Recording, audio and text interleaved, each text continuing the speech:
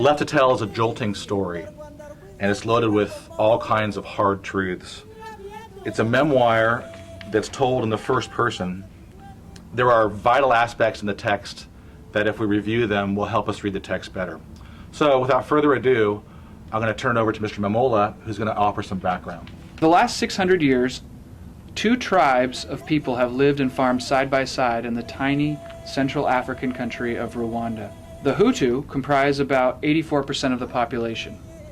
The Tutsi number between 9 and 14%. These two tribes share not only the same nationality, but also the same language and culture. In fact, it's difficult to distinguish between the two groups after so many generations of intermarriage. In 1994, the president of Rwanda, who happened to be a Hutu, was killed when his plane was shot down under mysterious circumstances. Soon, Hutu militias began to murder Tutsis throughout the country. Civilians joined in the slaughter.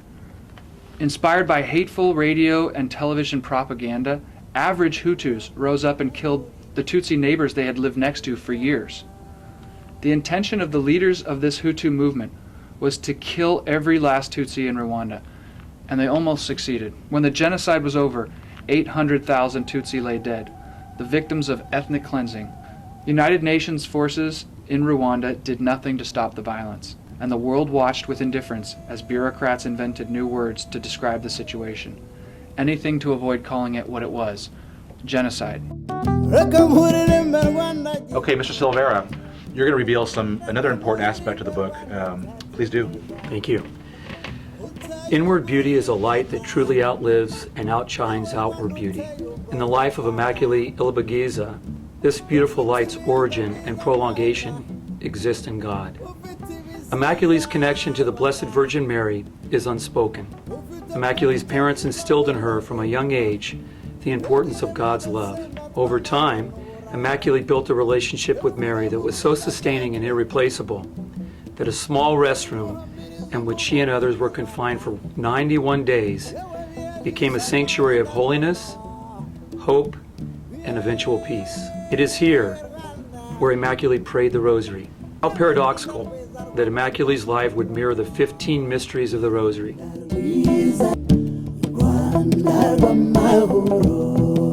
Our final insight comes from Sister Eleanor, who will offer another aspect of the wisdom of Left to Tell. Thank you, Michael. One of our considerations when we were deciding about the merits of this particular book, as opposed to some of its demerits, was the redeeming feature of forgiveness. Listen to this quote: "Holding resentment is like eating poison and waiting for the other person to keel over." The author is unknown. You need to forgive and forget. And how many times have each one of us heard this suggestion after we've been hurt? But to forgive is more than a suggestion. Just think, God commands, "Forgive others as I have forgiven you." And Jesus pleads, "Father, forgive them, for they know not what they do." And we daily beg our Father to forgive us as we forgive others. By God's grace and the power of her own prayer, Immaculate was able to forgive those who destroyed her family. They destroyed her home. They destroyed her country. About forgiveness is a gift to oneself, really, because it does mean letting go of all the anger and the resentment and the hurt that builds up. It means letting go of the power of the evil deed and replacing it with an act of love. Immaculate was the survivor left to tell, in order that the Rwandan Holocaust story will never be forgotten, and, please God, will never happen again.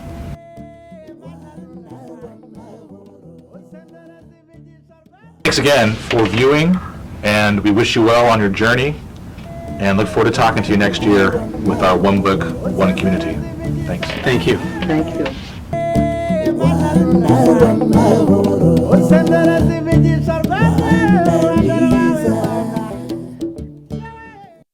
Thank you.